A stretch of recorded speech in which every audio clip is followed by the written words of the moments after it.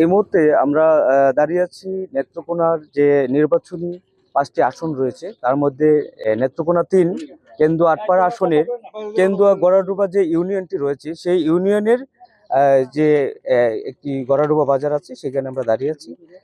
নেত্রকোনায় এই বিগত বেশ কয়েকদিন ধরে দেখা যাচ্ছে যে বিএনপির যে প্রার্থী আছেন, তার সমর্থকদের প্রতি অভিযোগ তুলছেন স্বতন্ত্র প্রার্থী দেলোয়ার হোসেন ভূঁইয়ার কর্মী সমর্থকরা।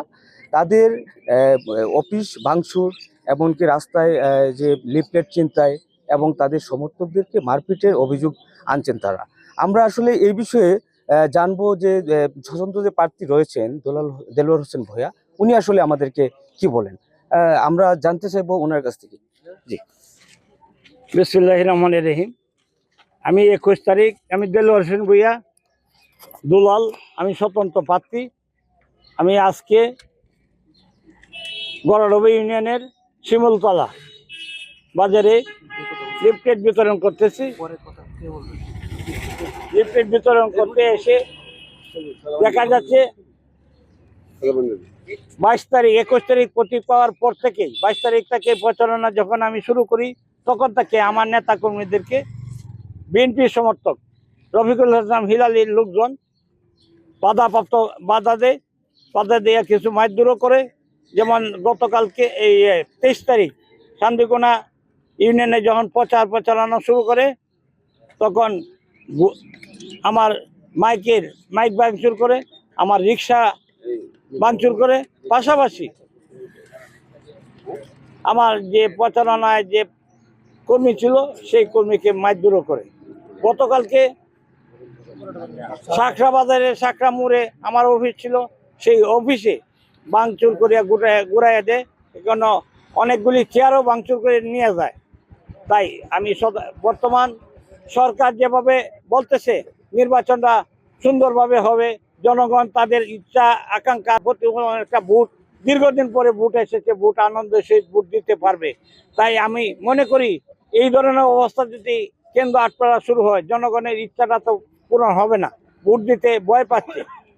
জি, যেমনটা বলছিলেন, স্বতন্ত্র যে প্রার্থী সে দেলোয়ার হোসেন ভূঁইয়া, তিনি আসলে ওনার অফিস ভাঙচুর এবং হামলার বিষয়ে আসলে অভিযোগ তুলছেন। এমনকি তিনি এই বিষয়ে থানায় অভিযোগও দায়ের করেছেন। তবে এই প্রশাসনিক যে কার্যক্রম আছে, আমরা থানার যে ভারপ্রাপ্ত কর্মকর্তা রয়েছেন ওনার সাথে কথা বলতে জানতে পেরেছি যে অভিযোগ পেয়েছেন, তারা আইনগত ব্যবস্থা নেবেন। এই বিষয়ে আসলে যে ওনার যে কর্মী সমর্থক আছে, আসলে তাদের কাছ থেকে জানতে চাইবো আসলে ওনারা আসলে কি ধরনের নির্বাচনে আসলে কোনো আশঙ্কায় রয়েছেন কিনা, আসলে এই বিষয়ে আপনারা কিছু জানাবেন। আসলে কি আপনারা নির্বাচন নিয়ে কোনো আশঙ্কায় আছেন কিনা? শতভাগ আশঙ্কায় আছি, কারণ প্রতিদিনই আরো হুমকি দুমকি দিচ্ছে। বিশেষ করে বাংলাদেশ জাতীয়তাবাদী দলের যে সমর্থিত বিএনপি প্রার্থী ধানেশ্বর শফিকুল ইসলাম এলএলবি সাহেব, ওনার নেতা কর্মীরা প্রকাশ্যে হুমকি দিতেছে, রাস্তায় ভারিতে যায় যে গোড়া প্রতীকে যেন ভোট না দেয় এবং গোড়া প্রতীক নিয়ে যেন কথাবার্তা না বলা হয়। এবং ওনার পোস্টার, লিফলেট, ব্যানার, আমি মূলত গোড়া প্রতীকের গড়াডুবা ইউনিয়নের এক হিসেবে সমন্বয়ক হিসেবে দায়িত্ব পালন করতেছি। আমার একটা সেন্টার আছে গোড়া প্রতীকে, ওই অফিসটা ভাঙচুর করছে এবং যথেষ্ট পরিমাণ ক্ষয়ক্ষতি করছে এবং শারীরিকভাবে ওরা আপনার লাঞ্ছিত করছে। জি, আসলে আপনি কি বলবেন, আসলে এই যে নির্বাচন নিয়ে আসলে আপনার কোনো আশঙ্কায় আছেন কিনা, প্রশাসনিক সহায়তা পাচ্ছেন কিনা? বিসমিল্লাহির রহমানির রহিম।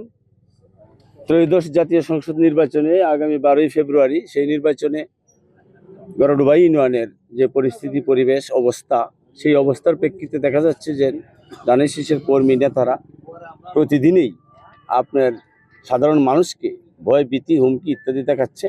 পাশাপাশি গড়াডুবা ইউনিয়নের সাকরা কেন্দ্রের আওতায় যে ঘোড়ামার্কার প্রতীকের অফিস, সেই অফিসের চেয়ারগুলো কালকে ভেঙে ফেলেছে, এখানে অফিস করতে দিবে না।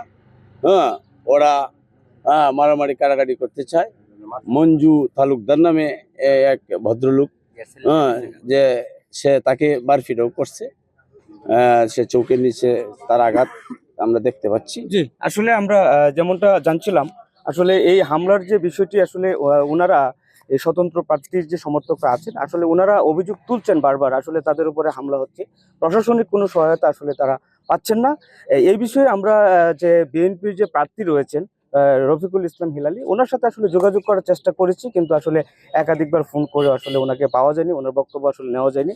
তবে ওনাদের যে অভিযোগ, থানায় অভিযোগ করেছেন, রিটার্নিং কর্মকর্তা বরাবর অভিযোগ করবেন বলে জানান।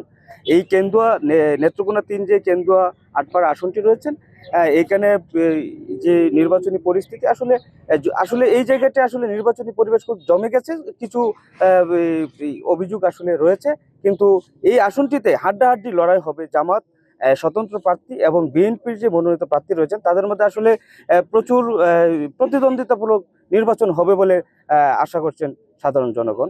আমি জানাচ্ছিলাম নেত্রকোনা আটপাড়া এই কেন্দ্র থেকে নেত্রকোনা 3 আসন সর্বশেষ।